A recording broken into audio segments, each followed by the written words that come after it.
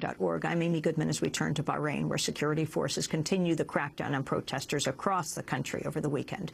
According to a statement issued by the Bahrain Center for Human Rights on Saturday, quote, security forces have spent the day attacking protests in different parts of the country. Many serious injuries were reported, including a 15-year-old boy who was hit directly in the arm with a tear gas canister. A 22-year-old protester died early Saturday after a shooting that the main Shia opposition party blamed on neighborhood militias loyal to the Bahraini regime. Also Saturday, prominent human rights activist and president of the Bahrain Center for Human Rights, Nabeel Rajab, was arrested during the protests. A police statement said Rajab was detained on charges linked to, quote, illegal demonstrations. The case was referred to the public prosecutor, and Rajab was later released. His lawyer says he may stand trial in the future.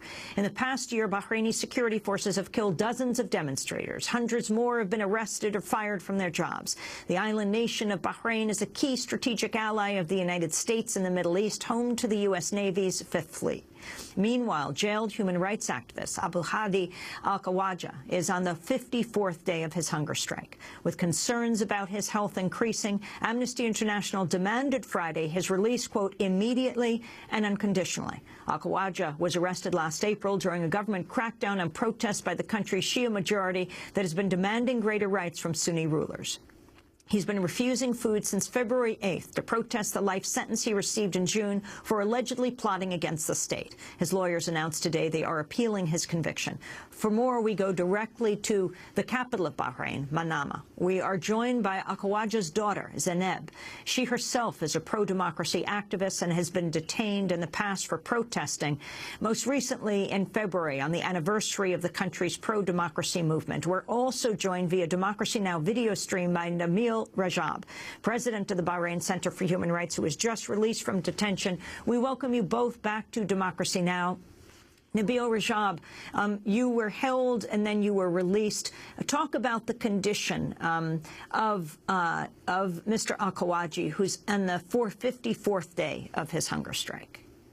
Well, first of all, I thank you, Amy, for covering Bahrain, and I really look at your Democracy Now! Station as a hope that we want to raise our voice to the United States people, especially at the time where the news of Bahrain are marginalized by TV station, by news agency, by international community, due to their interest, due that Bahrain is an exporter of oil and it's a market of arms. So that's why we were marginalized. Thanks again, and I really hope that you keep covering Bahrain, as we really need you and need those stations who respect the human right to look into the crimes happening in this country. Abdulhadi Alkhawaja, as you know, in his 54th day of hunger strike, and his health is deteriorating. He was in hospital till today morning, until yesterday, and we are afraid that he might lose his life or lose part of his body at any time. And I'm afraid that government of Bahrain are waiting for that moment. And I'm sure they will release him before he dies, but they want to release him that he lose something of his body, like his eye or his kidney or something, then releasing him. We have very aggressive ruling regime. We have regime that committed a lot of crimes in the past 1 year.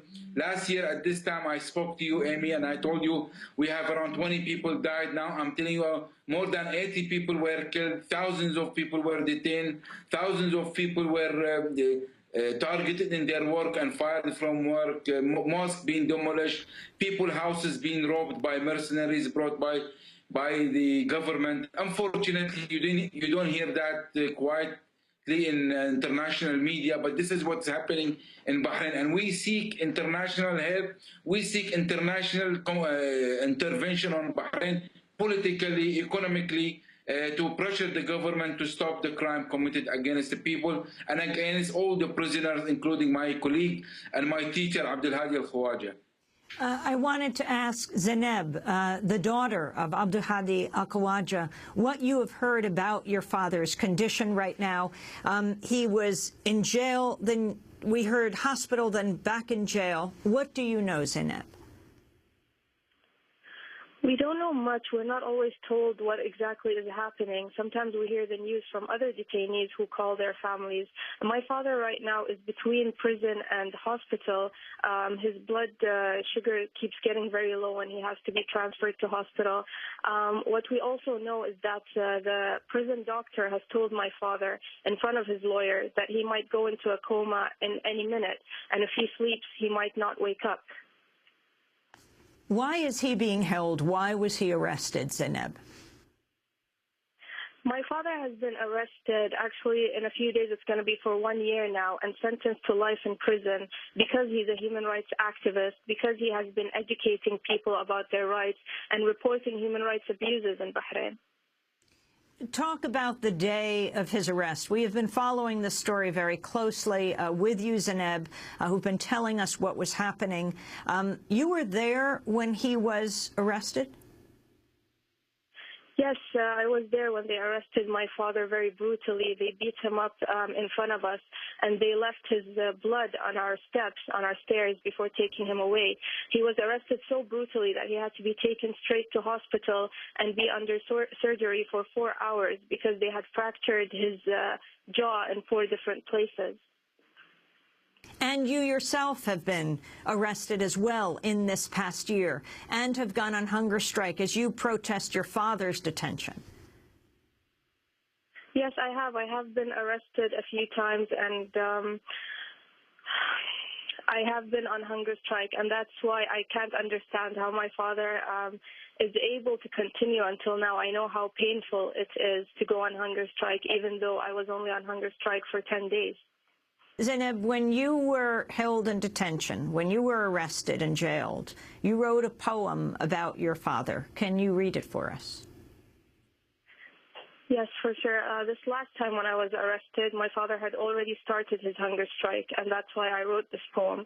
And I titled the poem, "The Sultan Digs My Father's Grave." I watch in horror as the Sultan digs my father's grave. He digs it deep and makes it narrow, smiling that one day he shall live in a towering castle surrounded by the deafening silence of miserable, obedient slaves. I watch in horror and I call to him, "Grave digger, dig, but make the grave a little bigger. Dig for 2 and not for 1. Make it so it fits us both, for I could never step on the ground if my father is buried under." I hear the Sultan cursing, his face all red with fury. He has found another seed he knows my father planted. He crushes the life right out of it, and into the grave he throws it. Yet as he digs a home for death, he's blind to the seeds of life growing all around him. As tears of anger burn my cheeks, I feel a hand around my shoulder. I look into my father's sad eyes. I see him smile, a sunrise. "Don't despair," my father whispers. "You witness victory. Celebrate." As the Sultan sits in the dirt, tired of all the digging, he sees around him bones and bones of sultans, emperors, kings, and queens. He sees with fear skulls and skulls, but no more crowns. A question arises, how to crawl out of a hole that he had dug and dug and dug so deep. From in his grave he looks up high, and in the sky the Sultan sees a vision. With giant wings rising to the heavens, a man who is only skin and bones and big dark eyes and a tranquil smile. Zainab Alkhawaja reading the poem she wrote for her father while she was in detention, while he too is in detention. He's jailed on hunger strike. Abdulhadi Alkhawaja is on the 54th day of his hunger strike. He was in prison, then brought to hospital, now back in prison, Zainab? Yes, actually we were told when we went for a visit, the police there told us that he wasn't there, and when we asked where he was, they said that he had already been in hospital for a whole day, and we hadn't hadn't been told about that. We did go to the hospital and we're not allowed to see him, but yesterday he was brought back to prison and we saw him yesterday. And tell us about your father's condition. Were you able to talk to him? We were able to talk to him. He is very, very weak. I came out of the visit feeling that my father is dying. Unfortunately, I don't have what Nabeel Rajab said, that he does not think they would let him die, just lose a part of his body. I'm not sure of that. And I know our government, and I have been seeing their crimes for a whole year and writing about their crimes, and I'm not sure if they care if my father dies in prison or not. Zainab Alkhawaja, what about what the United States can do? Bahrain is a key strategic ally. The Navy's Fifth Fleet is based right there in your country. The American administration has a lot of power in Bahrain. The Bahraini government listens to the American administration. With one word from the American government, my father would be released. I am sure of that. But right now, Americans are more, the American administration, not Americans, is more concerned with their interest than they are with human rights and the lives of Bahrainis and democracy in Bahrain. Well, that's very significant to say with one word from the U.S. government. The U.S. government has weighed in other countries where there have been pro-democracy movements, the Arab Spring, if you will. What about Bahrain? What do you see as the difference? Have you spoken with U.S. officials there? I have not spoken with U.S. officials. I have written letters, and I have tried to speak to them through the media and through other means. However, not hear anything back. We have felt that we've been isolated here in Bahrain. Our revolution for democracy, which is just like the other revolutions in the Arab Spring, has been isolated because it's not in the interest of many countries and many governments to support the movement here. And in fact, they think it is in their interest to support the dictators. Nabeel Rajab, can you weigh in here? President of Bahrain Center for Human Rights. You were interrogated this weekend. You were held, but you were released. Abdulhadi Alkhawaja is near death in the 54th day of his hunger strike. The role the U.S. could play. Well, as Zainab said, the U.S. could play a lot of role here. They could really pressure Bahrain government. But so far, what is very clear to our human rights movement in Bahrain and those people fighting for democracy is very clearly that the U.S. government is standing behind the dictators and supporting the dictators. And I think, although they don't say it, there is this wild belief here that the American administration thinks the democracy in this part of the world does not help their interests. That's why you see hardly they talk about human rights violation in Bahrain. Hardly they talk about human rights violation in Saudi. Although, for example, Saudi is the most violator for human rights in the region, but it's widely been covered by United States or been said or criticized by United States. Unfortunately, we're in a region ruled by dictators, families, like their own companies, human rights violators, but you will never hear a criticism by United States government. It's very sad. Thanks God there are an organization, civil society, TV station and channels in the United States like yours that they are working hard to bring the attention to the United States, to pressure the United States administration. So far, the position of United States is very negative.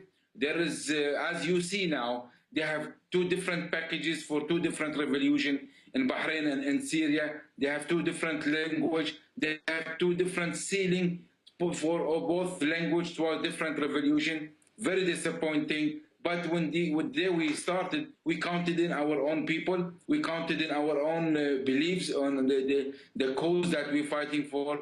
That's why I'm very much confident that we're going to win the battle. We're going to gain the democracy that we are fighting for. 5 seconds. The doctors and nurses who've been put on trial for treating injured protesters, and we just have 5 seconds. Yes, they are still in a trial, and we are afraid that many of them will face sentence, and that's due to their humanitarian work, to the work they have done to lead the international community. Nabeel Rajab, we're going to have to leave it there, President of Bahrain's Human Rights Center, and thank you very much to Zainab Alkhawaja.